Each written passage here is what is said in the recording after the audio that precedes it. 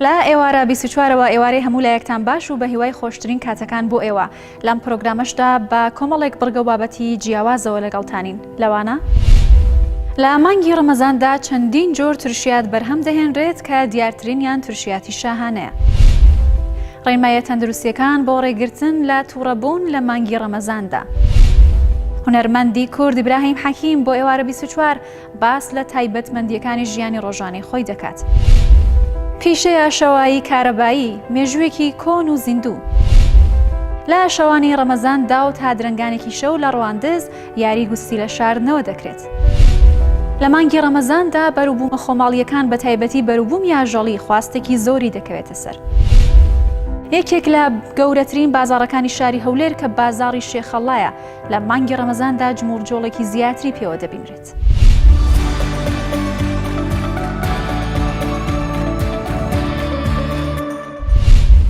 دەچینە سلێمانی و بازاڕی ترشیاتی سلێمانی تر تایبەتمەندێکی زۆری پێوە دیار دەبێت. یەکێک لەو جۆرە ترشیاتە کە جیاوازە لە جۆرەکانی دیکە ترشیاتی شاهانەیە. جیاوازێکە شێوەیە کە کەرەستێکی زۆری تێدا بەکار دەهێنرێت و هەروەها ڕەنگیشی پرتەقاڵی.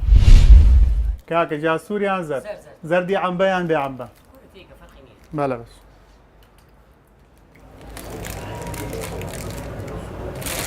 جۆرەکانی ترشیات زۆرن. ئەکرێت هەندێکیان باسکەین کە لێرەیە ئەوەی زیاتر باوە کە زیاتر سەرفیاتی هەبێ ترشیاتی سوورە، ترشیاتی عەمبەیە، ترشیاتی مەحشیە، ترشیاتی زەردە، خۆماڵیە، شاهانەیە بۆ چەندان ترشیاتی کەش هەیە، بەڵام ئەویان ئەمانی کە زیاتر ڕغبەتی هەبێ لە ناو خەڵکاوەیە. ئێمە زۆر دەمەگە خەریکی ئەمیشەین مێژووی شەکەشمان ئەگەڕێتەوە بۆ 25 ساڵ بۆ 30 ساڵ لەمەوە پێش. هەر ئێمە نین، مامەکانیشم بە تایبەتی هەر خەریکی ئیشی ترشیاتە. جۆرەکانی زەیتونیش ئەمە زەیتونی تەرخونە، ئەوە زەیتونی سادەیە، ئەوە بە تامی لیمۆیە، ئەمە زەیتونی ڕووبەهەنارە کە ئەمە لە ڕەمەزانە زۆر سەرفە بێ، خەڵک ڕغبەتێکی زۆری لەسەر هەیە. ئەمانەش جۆرەکانی خارشۆرن. خارشۆر هی دەرەوەی وڵاتی خۆمانە، بەڵام ئێستا خەڵکەکە زیاتر سەرفە بێ لەلایەن ئەویش خارشۆرەکە، ئەمەش خاری ترشە، هەردوو نەوەکەی سەرفە بێ لامە. زەیتونی ڕەشیش بەداخەوە لای ئێمە زەیتونی ڕەش ئەسڵەکەی نییە،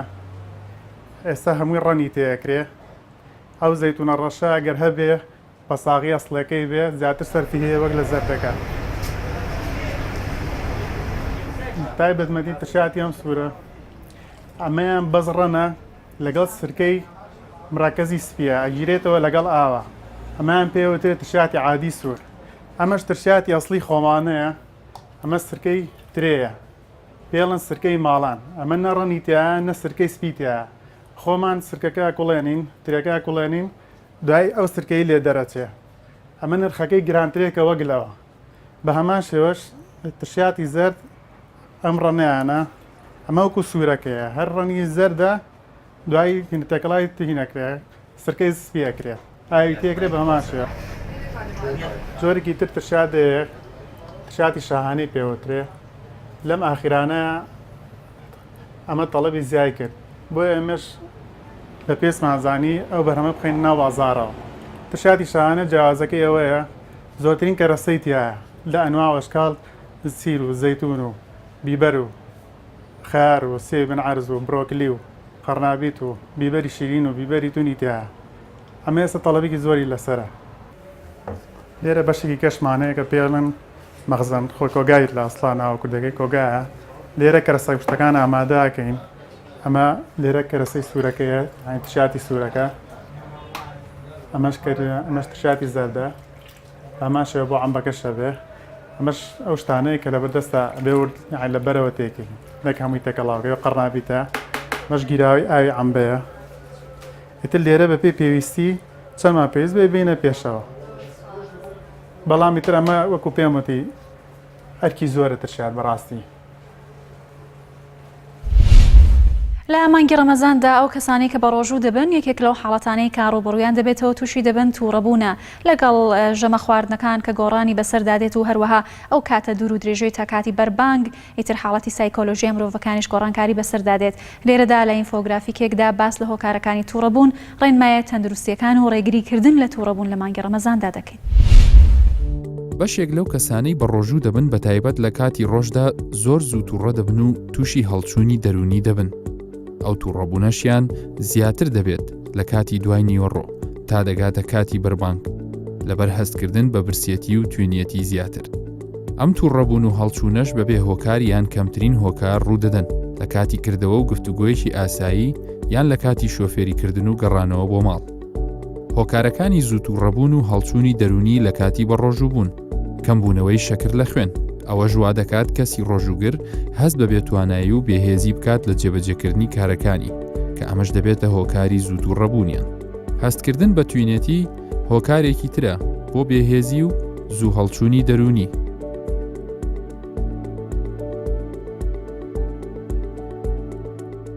دوورکەوتنەوە لە جگەرە کێشان. بۆ ئەو کەسانی کە جگەرە زۆر دەکێشن، دوورکەوتنەوە بۆ ماوەیەکی زۆر لە جگەرە کێشان هۆکارێکە بۆ هەڵچوونی دەرونیان. دوورکەوتنەوە لە کافاین. کەسانێک کە خۆیان گرتووە بە خواردنەوەی چای و قاوە بە هەمان شێوە دوورکەوتنەوە لە خواردنەوەیان تووشی هەڵچوونی دەرونیان دەکات. کەمبوونەوەی ژمارەی ژەمەکان. لەبەر ئەوەی لەش ڕاهاتووە لەسەر تێربوون و خواردنی سێژەم لە ڕۆژێکدا، بۆیە لە کاتی بە ڕۆژووبوون گۆڕانکاری ڕوودەدات لە هۆرمۆنەکان، بە تایبەت هۆرمۆنی برسی بوون کە هۆکارێکی ترە بێت بۆ ئەوەی ئەو کەسە زوو تووڕەبێت و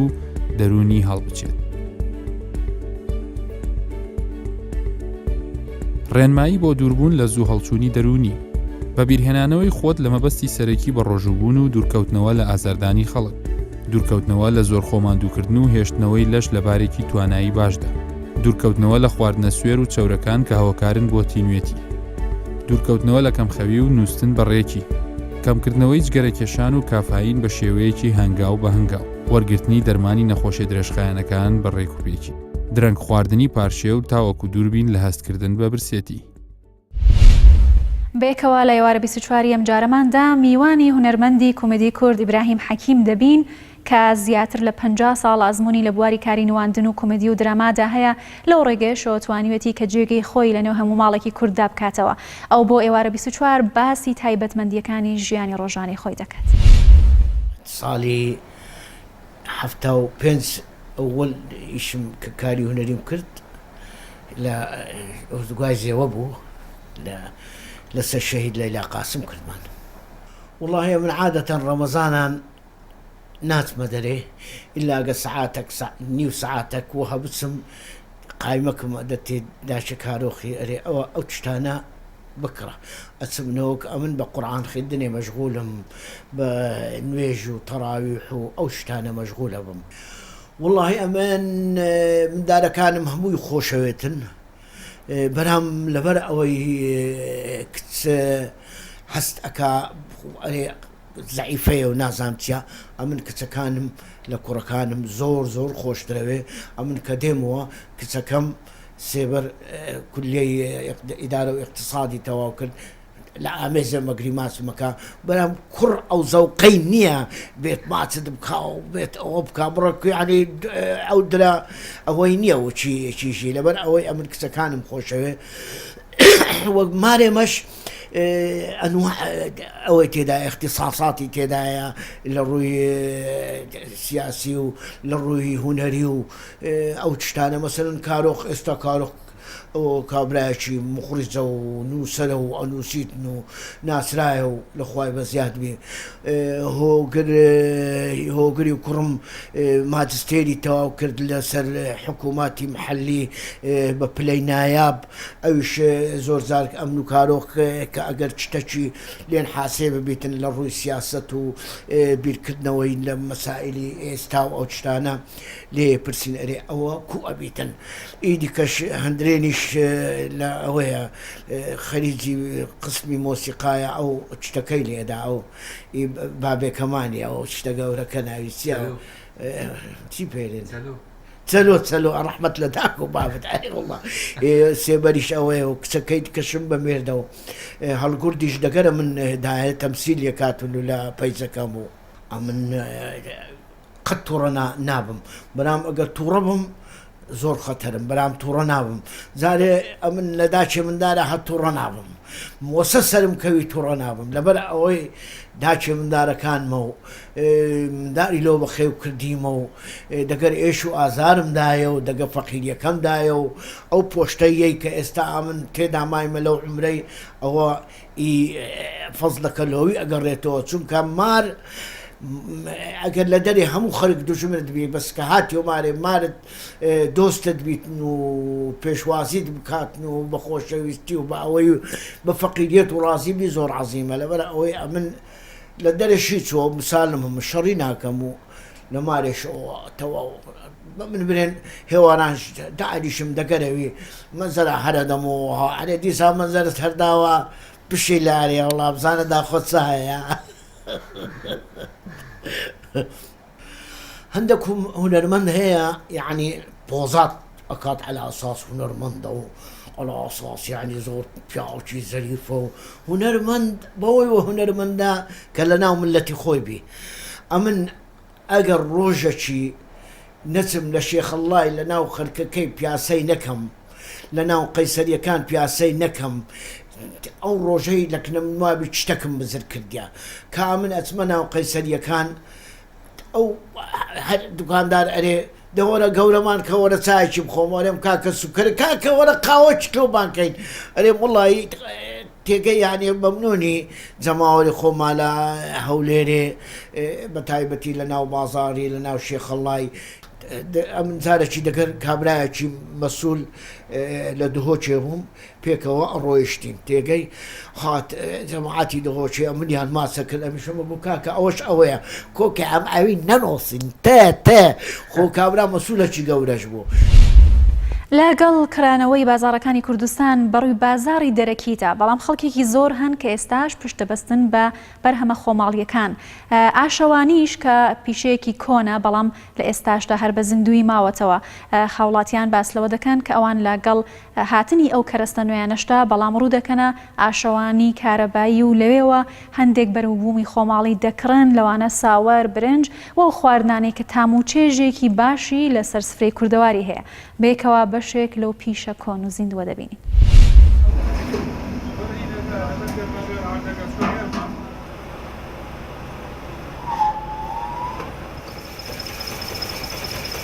ئێمە ئەو باشی چوارباخ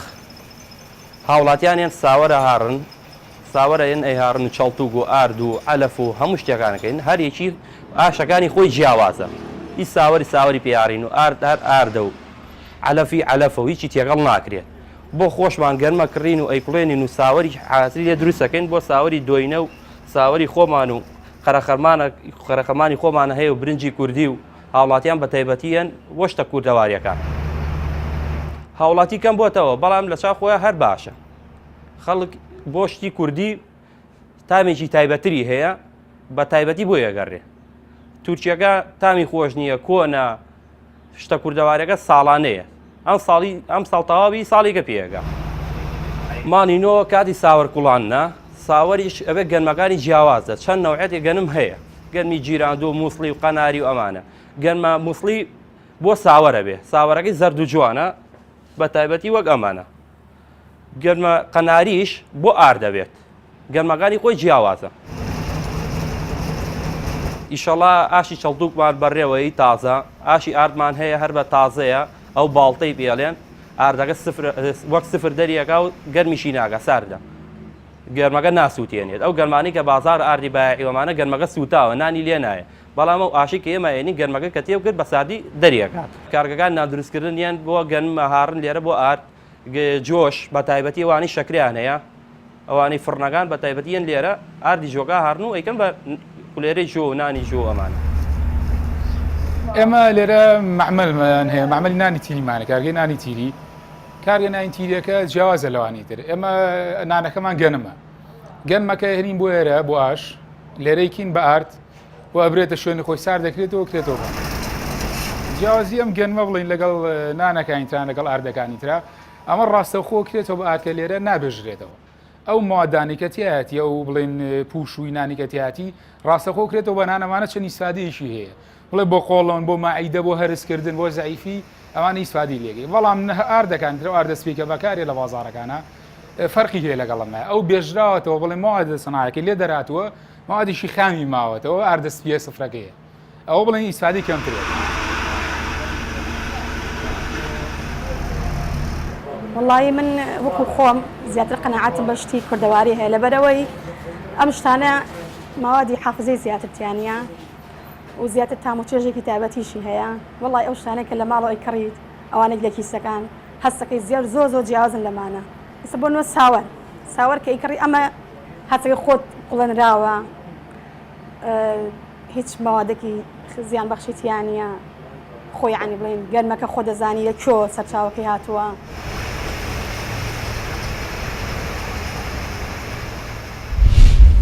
لەگەڵمان بنوبێ کۆ دەچینە ڕواندز وێ ڕای قەرباڵغیەکی زۆر لە شەوانی ڕەمەزاندا بەڵام چایخانە و خواردنگەکان لە ڕواندز تا درنگانێکی شەو تا پارشێ و هەرکراون گەنجان لەوێ دەبنە دوو تیمی جیاواز و یاری دێرین یانگوسی لە شاردنەوە دەکەن جاروباریش جگەلەوە کە لە شارەکەی خۆیاندا و یاری ئەنجام دەدەن تیمەکان دەچنە شارەکانی دیکە و لەوێش سەرقاڵی و یاریە دەبن.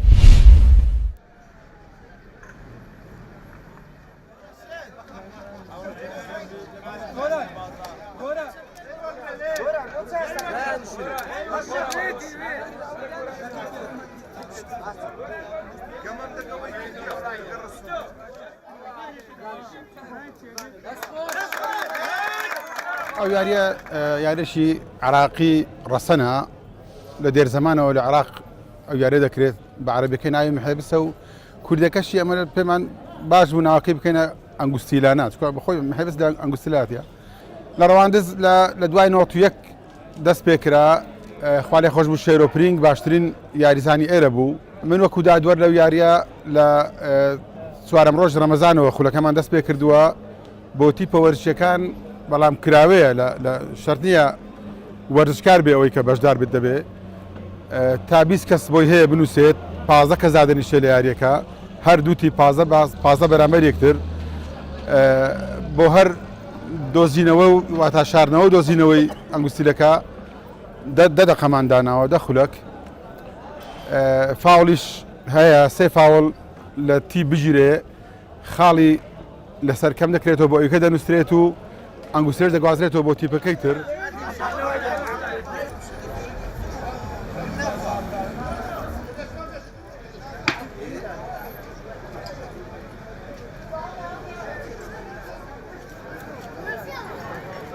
چێشخانە و چایخانەکانی ڕواندزیش بەردەوام کراون تا پارشی و گەنجان و خەڵکی ڕواندز لەناو بازار ڕواندز کۆ دەبنەوە لە هەمان کاتیشدا ئەم کۆبوونەوەی یاخود ئەنجامدانی ئەو یاریەکردن ئەو یاریە تەنها بۆ یاریزانە بە تواناکانی ناو ڕواندز و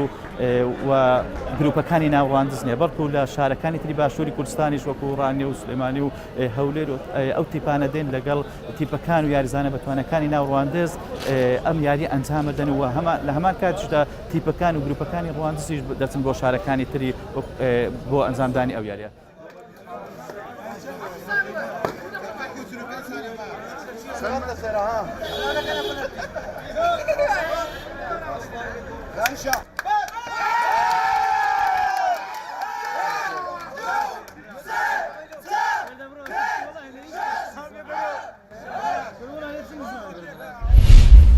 لە نێوان بەروبوومی خۆماڵی ڕەسەن و نیمچە ڕەسەن بەڵام هاوڵاتیان بەردەوام بە دوای بەرهەمی باشتردا دەگەڕێن و کاتێک دەچنە لای دوکاندارەکانیش پرسیاریەوە دەکەن کە کامێک لەو بەرهەمانە دەتوانێت خواستە و حەزەکانی ئەوان جێبەجێ بکات بۆیە ڕوو دەکەنە بەرهەمە خۆماڵیەکان بە تایبەتی بەرهەمی ئاژەڵی ڕەسەنی کوردەواری و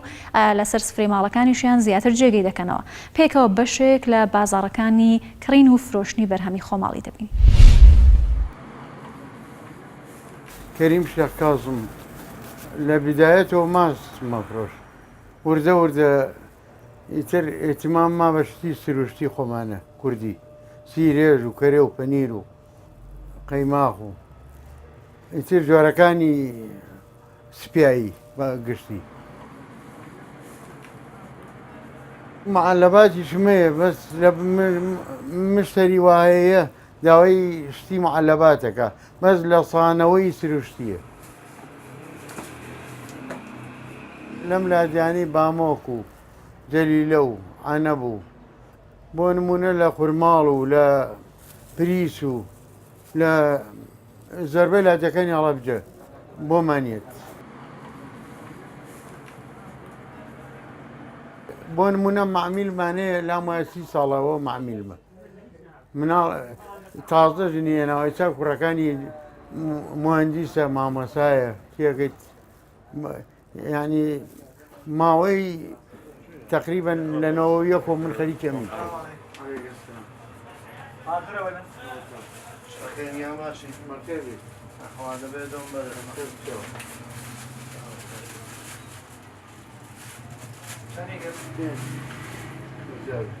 وەڵا هەموو خەڵکێک بدێت بەس لە سلێمانی و هەولێر و بۆ نمونە لە کەلار و لە زۆربەی شوێنەکانی منتقەی هەورامان و لە کوردستانیان بۆ لام بە تایبەتی شتیان بردووە بۆ نمونە بەدڵیان بووە ڕۆن بێ کەرێ بێ سیرێژ بێ پەنیر بێ ئیتر بۆ هاتوونەتەوە بۆ لام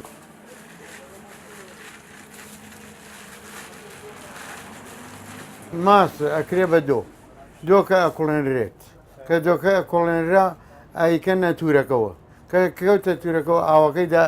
2 ڕۆژ ڕۆژ و نیوێ 2 ڕۆژ ئاوەکەی تەواویدایە ئیترەوە پێڵەنسیرێت ئەمە ماسی مەڕە ئەمە بە شیری مەڕ لەم کاتا کەمە لەوانەیە سەر 20 سەر مەڕ ئیندا 100 کیلۆی مەڕی دابێت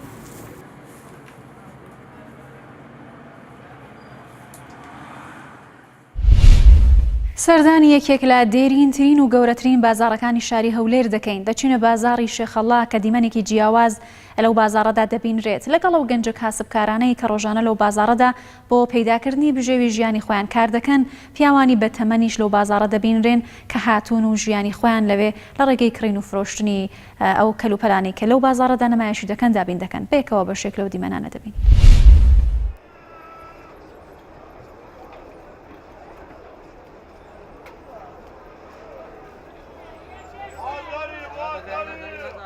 ئێرە بازاڕی شێخەڵایە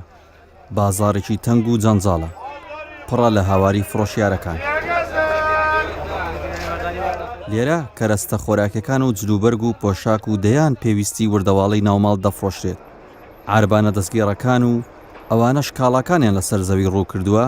بە ئەستەم ڕێگەی تێپەڕبوون دەدەن بازارەکە لە ڕۆژانی ڕەمەزاندا تایبەتمەندی خۆی وەردەگرێت هەر فرۆشیارە و بانگەوازە بۆ کاڵی خۆی دەکات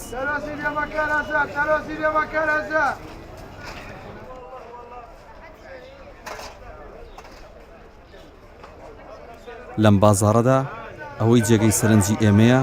زۆربەی فرۆشیاران پیاوانی بەتەمەن و بە زمانی بەڕۆژ و ماندووبوونێکی زۆرەوە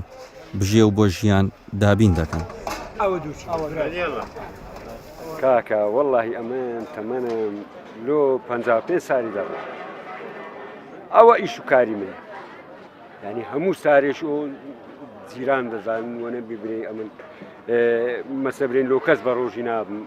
لۆ خوای نەبی ئەمما وەڵڵاهی ئینشاءڵڵا هەتا ئێستا ڕۆژیم نەخواردی و ناشی خۆم ئینشاءڵڵا ئیشەکەشمان ئەو هەیە یعنی ڕۆژانە ئەگە کابرا مەسەبرێن مەسرەفی خاستن ڕەمەزانێ مەسرەفی گرانە یعنی ئەگەر ڕۆژانە ئەتوو 10,000 سرف کرد ئێستا دەبی 20 سرف بکەیت مەسەبرێن ئەگەر لەگەر ئیشێنەکەی بەخوای دەرناچ جگە لە مامیاسین شان بەشانی گەنجان پیاوە بەتەمەنەکان سەرقاڵی پەیداکردنی بژێون کە بەشێک لە پیاوە بەتەمەنەکان زیاتر لە 25 ساڵە لەم بازاڕەدا کەسابەت دەکەن موالی شێسێمە تەمەن تقریبا 51 سار دەکە 52 سارم ئەوە لە 79 ئیشی منە ئەو کاسبی دەکەم لە شێخەڵاینا من دوایە ئەمە بە ڕۆژینە لە سبینە سعات تقریبا 5:30 دەینە ئێرکوانە هەتا مەغریبان لێرە مەغریب یعنی فتاری دەکەینەوە دەبی تەحملت تەبیتن یعنی زۆر کەسەیە وە دەزانی کە لێت دەکری بە یعنی شتەکات و بە خەدامە یعنی دادنێ نارێەوە عارەبانچیە ماندیە ئەویش حەق خۆیتی کە پارەی کەم لە جیرفانیا یعنی دەوێت یەک جار کە دەرێ ڕاوەستە دوو نەفەر لەکنە کە سەبرت پێگرت دەڕوا دەرێ و ڕستەکەم ناوێ یعنیەوە بە تووڕەبوون دەرێ نامەوێ.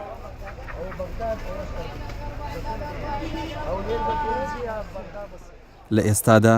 نزیکەی 500 عەرەبانەچی و 150 دەستگێر لە بازاری شێخەڵای هەولێر کار دەکەن و بەرهەمە هاوردەکراوەکان و خۆماڵیەکان لەم بازارەدا ساغ دەکەنەوە.